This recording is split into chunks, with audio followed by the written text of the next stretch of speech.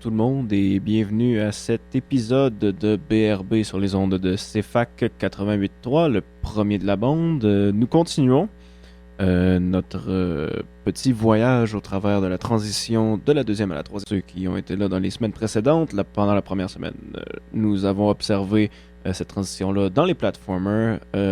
La deuxième semaine dans les jeux d'action tels que Zelda, Prince of Persia et Castlevania. Et aujourd'hui, on va toucher un peu à autres. Il y en aurait quand même énormément d'autres à parler après les trois suivants de cette semaine, mais je vais tout simplement garder ces jeux-là pour une date ultérieure. Donc, cette semaine, nous allons parler plus spécifiquement de la série Metroid, de la série Grand Theft Auto, ainsi que Metal Gear Solid. Donc, c'est ça pour ça. En musique, nous continuons également notre aventure au travers de la carrière de Dan Avidan. Nous avions commencé avec The Northern Hues et ensuite Sky Hill. Et cette semaine, nous sommes rendus à son groupe principal, c'est-à-dire Ninja Sex Party ou NSP. Et la semaine prochaine, ça va être Starbomb, puis tous les projets qu'il a eu mis de côté depuis qu'il a commencé sa carrière avec NSP, pour finalement arriver au lancement de leur prochain album ce 4 mars prochain. Donc, la semaine suivante, nous allons passer de ces chansons-là à l'émission. Nous allons par contre commencer tout de suite avec une chanson de NSP, plus précisément la prochaine à sortir sur leur chaîne qui est présentement en travail, c'est-à-dire 6969, sorti de leur album Attitude City. Donc, je vous reviens tout de suite après la pause sur les ondes de CFAC 88.3.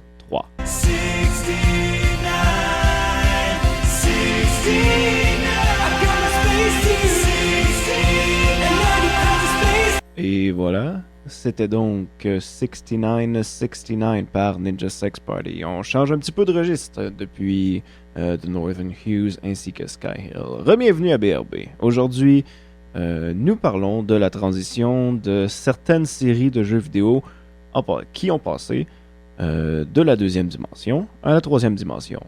Cette semaine, nous commençons tout d'abord avec Metroid, qui est tout d'abord une série qui appartient à Nintendo, qui a commencé avec son premier jeu sur la Nintendo Entertainment System avant d'avoir un deuxième jeu sur la Game Boy, la première Game Boy, d'avoir Super Metroid pour la Super Nintendo Entertainment System et depuis a eu quelques jeux sur la Game Boy Advance, mais n'a pas eu d'autres jeux sur console avant plutôt Metroid Prime qui est sorti sur la GameCube, qui a également eu deux suites avant d'avoir finalement le dernier jeu de la série jusqu'à maintenant, le dernier jeu de la série principale jusqu'à maintenant, qui est Other M, qui est sorti pour la Wii. Donc, pour commencer, il faut savoir un peu c'est quoi le principe de Metroid et c'est quoi son but principal. Dans les premiers jeux et surtout Super Metroid pour la Super Nintendo, c'est un jeu qui se concentre énormément sur l'exploration. C'est-à-dire que on vous donne un endroit, un niveau quelconque et en tant qu'héroïne, en tant que Samus Aran, votre but est d'explorer ces niveaux-là, de trouver les différents upgrades plutôt des bonus, afin de pouvoir continuer votre exploration pour enfin finalement réussir à battre le jeu, à vous rendre jusqu'au bout du jeu. Et c'est un petit peu par bout comme ça que la progression du jeu se fait. Donc, vous partez dans une branche, vous obtenez quelque chose qui vous permet d'aller dans une autre branche, qui vous donne quelque chose qui vous permet d'aller dans une autre branche. Et c'est quand même très intéressant. Surtout puisque c'est entièrement deux-dimensionnel, puisque c'est dans la première partie, comme on peut dire, de la série de Metroid. Donc, le branchet, tout ça, ça ressemblait beaucoup à des tunnels. Mais également, qu'est-ce qui est intéressant, et je parle à ce moment-ci surtout au niveau du game design, c'est les personnes ont été capables, les game designers ont été capables de rediriger le joueur en utilisant aucune boîte de dialogue. Et en ne se servant que du jeu, des règles du jeu et du plutôt level design, le design des niveaux. Pendant votre exploration dans Super Metroid, vous pourriez vous retrouver devant un mur qui vous semble plutôt être infranchissable. Vous tentez de sauter, de ressauter, vous essayez de vous mettre à un endroit qui est un peu plus haut et de sauter, mais rien n'y fait. Votre saut n'est tout simplement pas assez haut pour poursuivre le jeu dans cette direction-là. Alors, vous quittez cet endroit et vous vous rendez dans une autre salle. Dans cette salle, vous obtenez un bonus qui vous permet ainsi de sauter plus haut. Et donc, vous êtes mis dans une salle où il est nécessaire d'utiliser le saut pour sortir de cette salle-là. Donc, après avoir fait ça, vous vous êtes rappelé de l'autre salle qui, au moment où vous l'avez découverte, était tout simplement impossible d'exploration. Et donc, vous pouvez ainsi y retourner et utiliser votre nouveau pouvoir afin de pouvoir continuer le jeu. Et donc déjà ça, en partant, c'est très très bien. C'est du game design qui est quasiment parfait. Mais ils ont quand même fait... ils en ont fait encore mieux. C'est-à-dire, évidemment, pendant votre exploration, il se pourrait que vous obtenez les bottes avant de découvrir la chambre où vous avez besoin de les utiliser. Dans ce cas-ci, évidemment, vous avez déjà le pouvoir pour l'utiliser, alors aucun problème. Mais pour les personnes qui jouent à Super Metroid une deuxième fois, connaîtront une technique qui peut être utilisée, c'est-à-dire que Samus, personnage humain qui se trouve dans une armure, est capable de se mettre en boule et de placer une bombe. Et dans Super Metroid, cette bombe-là donne un boost vertical vers le haut et peut être utilisée à répétition pour ainsi monter dans les airs. Et donc, un joueur, un vétéran qui connaît cette technique-là peut quand même passer à travers cette chambre-là sans avoir obtenu le pouvoir qui était nécessaire déjà auparavant. Et la beauté du jeu, c'est que il n'est pas pénalisé pour ça, parce que même s'il réussit à passer au travers de cette pièce-là sans avoir eu les bottes, c'est pas un glitch, c'est pas un cheat. Il est possible pour lui de tout simplement continuer le jeu et d'avancer sans même jamais avoir eu cet upgrade-là. Donc c'est comme ça un peu que Super Metroid était quand même incroyable. Et je sais pas si, pour ceux qui étaient là, s'ils s'en souviennent, la semaine passée, j'avais également parlé de Castlevania. Comment Castlevania s'est mélangé avec Metroid pour créer le style Metroidvania. Et c'est ce style de trouver quelque chose qui permet l'avancement dans un autre endroit qui fait en sorte que Super Metroid... c'est cette partie-là qui vient du Metroid dans le Metroidvania. Ensuite, pour ce qui est du passage à la troisième dimension, les game designers ont fait de quoi d'extrêmement intelligent, c'est-à-dire en passant d'une dimension à l'autre, ils n'ont tout simplement pas refait le même jeu, mais qu'est-ce que ce jeu serait là en troisième personne ou peu importe, comment ça se traduirait. Ils ont carrément changé de style de jeu. C'est passé techniquement un platformer à une perspective de plutôt une perspective subjective. Donc vous êtes les yeux du personnage et vous tirez à partir de cette perspective. Donc c'est un FPS, c'est un first person shooter. Et en changeant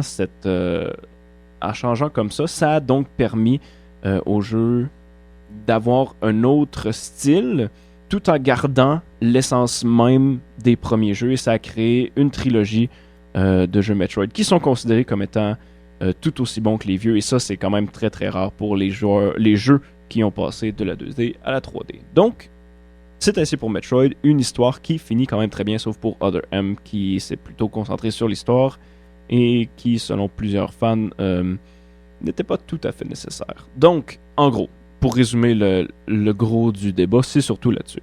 Nous allons retourner en musique, cette fois-ci encore avec NSP Road Trip, suivi immédiatement par Au suivant de David Boyle.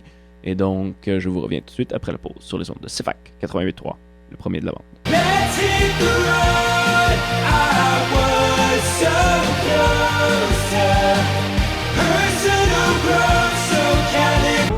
de ton sang, mal dans ta peau, tu brises ton rang. Balle au suivant. T'arrives. Nous venons donc d'entendre Au suivant de David Boyle ainsi que Road Trip de Ninja Sex Party. Rebienvenue à BRB. Aujourd'hui, nous parlons des jeux vidéo qui ont fait le saut de la deuxième à la troisième dimension. Plus tôt à l'émission, nous avons parlé de Metroid et de son passage qui s'est assez bien fait entre la deuxième et la troisième dimension en passant à la GameCube. Donc, apparemment, d'attendre une génération de plus que les autres comme Legend of Zelda et Castlevania, ça a été bénéfique.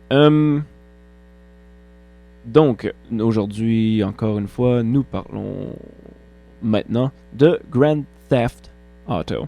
Grand Theft Auto qui a commencé tout d'abord en étant un jeu à la perspective top-down, un peu comme dans les premiers Zelda, et qui était aussi placé dans un monde qui était large. Donc, en quelque sorte, Grand Theft Auto, comme ça, c'est quand même un peu inspiré des premiers jeux de Legend of Zelda.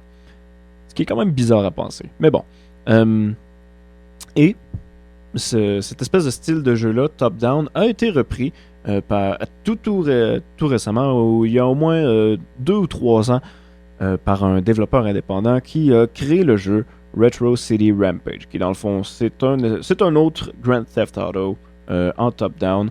Sauf que c'est un peu caricatural, il y a énormément de références à d'autres jeux vidéo, entre autres le déplacement entre certains points de la carte par tuyau, comme dans les jeux de Super Mario et tout ça. Donc il y a d'autres références comme ça qui sont placées un peu partout. Le jeu est disponible entre autres sur le 3DS et sur Steam. Mais Grand Theft Auto, son déplacement de la 2D à la 3D, c'est quand même très très bien fait. Il faut dire que le jeu utilisait énormément la violence pour aller chercher de la publicité. Et donc, du côté marketing, ça c'est très très bien fait. Mais également, le jeu se prêtait bien à une perspective en 3 dimensions, même si la vitesse des personnages, tout ça, aurait pu être... n'était pas tout à fait aussi rapide que sur la top-down. C'était quand même quelque chose qui était... acceptable et même très bien pour le style de jeu, puisque c'était plutôt basé sur le fait de tuer du monde, tuer des policiers, tout ça. Donc, d'avoir un mouvement qui est plus lent, ça se prêtait un peu plus à la destruction, et ainsi, ça c'est bien fait. Et de toute façon, comme nous le savons tous, GTA depuis... en fait, GTA 3 a fait GTA 4, les aventures à Liberty City, et bien entendu GTA 5 tout récemment qui a vendu énormément et qui s'est concentré un peu plus parce que c'est la chose qui est quand même assez drôle. Mais GTA 5 quand même le fait d'une manière assez bien comparément à ce qui aurait pu arriver, donc c'est quand même intéressant. Et c'est-à-dire que tous les jeux qui sont comme ça, qui sont rétro, cherchent tout le temps à avoir une histoire. Le jeu ne peut pas exister que par lui-même. Et pourtant, avec les GTA, on le sait tous, c'est pour jouer ensemble, en ligne, entre amis sur un sofa, un canapé, et de tuer et de faire n'importe quoi et de rire aux éclats alors que tu essaies de faire tu t'en vas en avion et tu te pitches en bas de l'avion et tu te ramasses la tête première à l'asphalte. C'est pour ça qu'on joue à GTA. Mais quand même, il y a le besoin d'avoir une histoire. Mais c'est quand même intéressant parce que le gameplay est affecté par l'histoire puisque il y a 3 protagonistes différents et les 3 protagonistes donnent des pouvoirs aux personnages. Donc, GTA V a pas très bien pris en avant par rapport à GTA 4. Dans ce style de jeu-là, c'est justement un monde qui est plus grand, qui est important, d'autant que le monde soit tout aussi vivant. Et dans le cas de GTA V, ça c'est très bien fait. Donc, GTA, c'est un autre jeu qui s'est juste très très bien passé. Donc, j'ai vraiment... Cet épisode-ci est basé surtout sur des jeux qui ont réussi à faire la transition entre les jeux. Mais, bizarrement, l'ont fait en changeant de registre du jeu. Comme par exemple, GTA, ça a passé de top-down à un jeu en 3e personne. Donc, c'est quand même intéressant. Nous allons retourner en pause cette fois-ci avec Ensemble de Élie Papillon qui fait partie du top 10 et que faisant le top 10, je veux pas qu'elle parte parce que toutes les chansons sont toutes sérieuses, puis il me semble que ça fait du bien une chanson comme ça. Donc, et les papillons avec Ensemble, suivi de Qu'est-ce t'en dis de Bujo. Mais avant cela, quelques publicités, parce que, hey, pourquoi pas, c'est toujours le fun, les publicités. C'est FAC 88.3, le premier de la bande. Ensemble, nous pouvons changer. Il faut tout recommencer. Ensemble, nous pouvons changer. Qu'est-ce t'en dis? Je te déballe mon sac et tu me déballes le tien. Mais qu'est-ce t'en dis? La parole c'est pas de longueur. Perce-moi-en. Kept you waiting, huh? Ce soit Snake. Bienvenue à BRB. Nous venons d'entendre Ensemble de Élie Papillon ainsi que Qu'est-ce t'en dis de Bujo. Et aujourd'hui, nous parlons du passage de la deuxième dimension à la troisième dimension dans les jeux vidéo. Plus tôt à l'épisode, nous avons parlé de Metroid et ensuite Grand Theft Auto. Et maintenant, nous allons parler de Metal Gear Solid. D'où ma blague. En guillemets. Donc, Metal Gear Solid est un jeu qui est sorti tout d'abord. Enfin, il y a eu Metal Gear Solid Twin Snakes qui est sorti pour la GameCube et tout ça. Il y a eu Metal Gear. Et il y en a eu énormément d'autres depuis ce temps-là. Et ça paraît surtout pas que Metal Gear, c'est la série que je connais le moins. Mais bon. Metal Gear a sorti tout d'abord, a commencé, en fait, en deux dimensions. Et un peu comme Grand Theft Auto, le style qui avait été utilisé, c'était du top-down. Il y avait entre autres le tout premier Metal Gear qui avait été refait d'une console antérieure pour la Nintendo Entertainment System avant d'avoir eu la remake et le 2, le 3 et tout ça qui sont sortis sur la GameCube et les autres consoles qui ont suivi pour enfin mener à Ground Zeroes ainsi que The Phantom Pain qui sont sortis. En fait, The Phantom Pain qui est sorti l'année passée. Mais, tout d'abord, qu'est-ce qu'un jeu Metal Gear? Eh bien, même à l'époque de la NES, Metal Gear était un jeu qui se basait énormément sur l'espionnage. Les ennemis avaient un champ de vision et vous pouviez rester à l'extérieur de ce champ de vision-là pour ainsi vous déplacer un peu partout et pouvoir avancer dans le jeu, faire les missions et tout ça. Plusieurs personnes, certains qui ont quand même beaucoup d'importance dans la sphère du YouTube francophone, je pense entre autres aux joueurs du grenier, se sont quand même plaints que le jeu n'était pas tout à fait simple, n'était pas facile, évident, surtout évident, en mentionnant entre autres l'utilisation de clés multiples et comment les clés vont du numéro 1 à 8, je crois, et comment une porte peut être utilisée. Une porte à n'importe où dans le jeu pourrait utiliser la clé numéro 1 comme la suivante pourrait utiliser la clé numéro 6. C'est toujours les mêmes clés d'une fois à l'autre, mais le numérotage n'est pas clair et n'est pas indiqué, donc c'est quand même pas tout à fait simple. Et c'est pas très bien télégraphié non plus. Et honnêtement, si j'ai un mon mot à dire là-dessus, je dirais que c'est pas aussi pire qu'on peut se le permettre. Quand même, le jeu est basé sur de l'infiltration. Donc, vous ne pouvez pas vraiment savoir quelle porte va utiliser quelle clé. Donc, il est normal que vous devez les utiliser une après l'autre jusqu'à temps que vous trouviez la bonne. Donc, ça, c'est pour ça. Ensuite, il y a énormément de trucs qui peuvent être expliqués par cette simple thématisation-là du fait que c'était un jeu sur la NES et comme il y avait des limitations graphiques, non seulement graphiques, mais également tout simplement le fait que c'était en 8 bits, c'était en 2 dimensions et tout ça.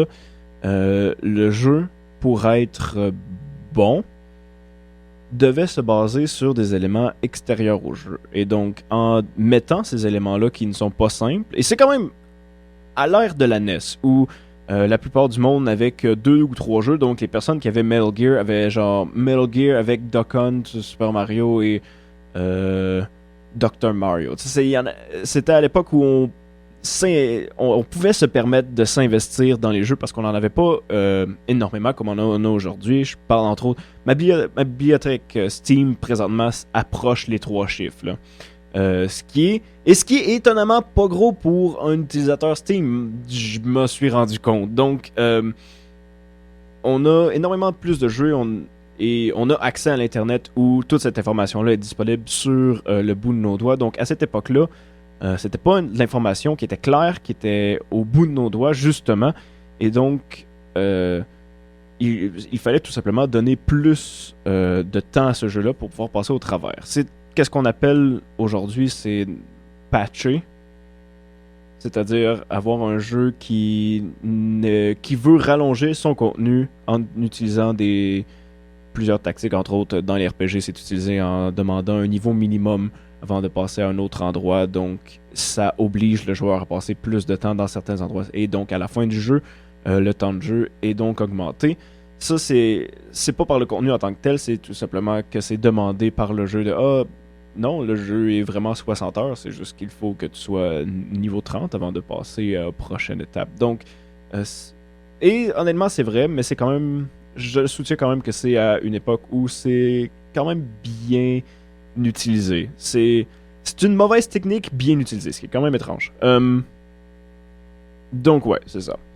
Le tout dernier qui est sorti, et Metal Gear a eu des spin-offs aussi, dont Metal Gear Rising Revengeance, mais je vais m'abstenir sur celui-là parce que c'est vraiment...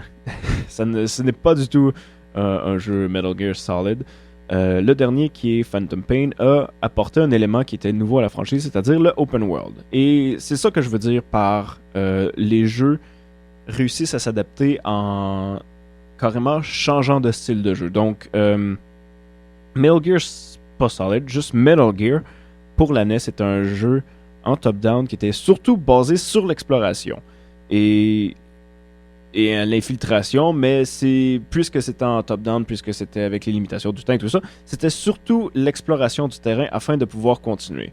Les jeux par la suite ont pu plus se concentrer sur l'infiltration en tant que telle, en renforçant ce thème-là, et c'est quand même intéressant de voir que certains des premiers jeux Metal Gear Solid, dont ceux qui sont sortis sur le GameCube, utilisent des angles qui sont encore en top-down pour les endroits qui sont nécessaires. Donc, si on essaie de passer un garde sans attirer son attention, c'est à ce moment-là où de voir où il se trouve. Tout ça, ça devient intéressant. Donc, la méthode top-down est encore une fois utilisée. Donc, c'est pas mal.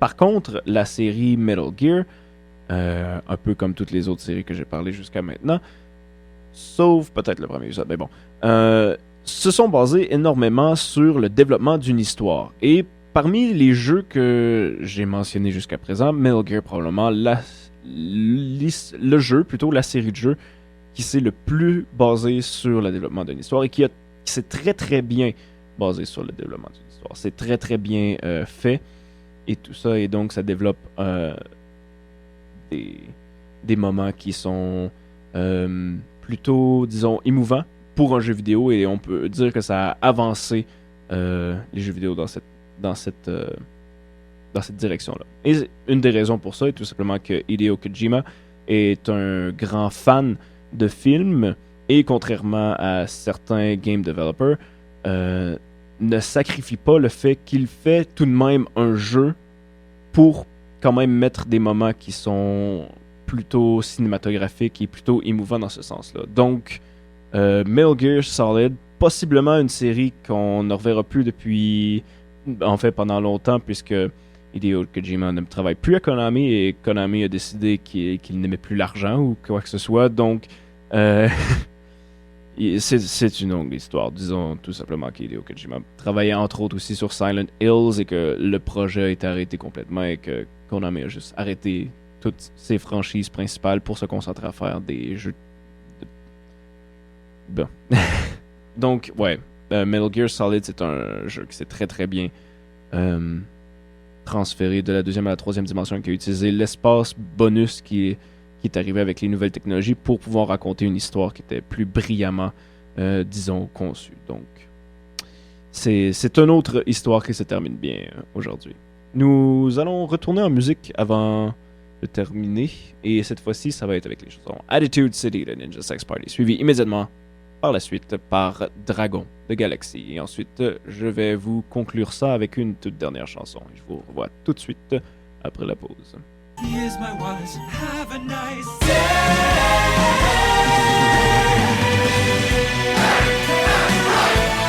your best. Le pire est dans mon corps, le meilleur reste à boire. Je suis au bord du vide et je n'ai pas de rien.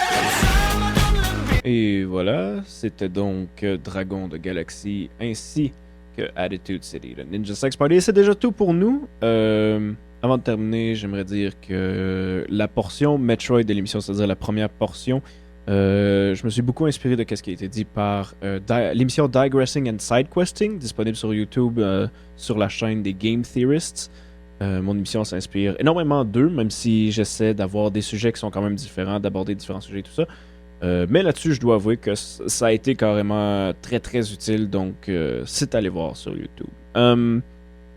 Sinon, la semaine prochaine, nous allons voir une rétrospective des 3 derniers épisodes de 2D en 3D, comment, qu'est-ce que chacun des sujets nous a appris, tout ça. Donc, puisque ça va être en même temps d'arriver au niveau de la carrière de Dan Avedon, il s'agit de Starbomb, qui est son groupe qui, en fait des chansons parodiques de jeux vidéo. Je vais pouvoir présenter les chansons de ces séries-là juste avant de parler de ces séries-là. Donc, ça va être tout à fait thématique et très joli. Donc, c'est déjà tout pour nous cette semaine. La semaine prochaine, ça va être cela.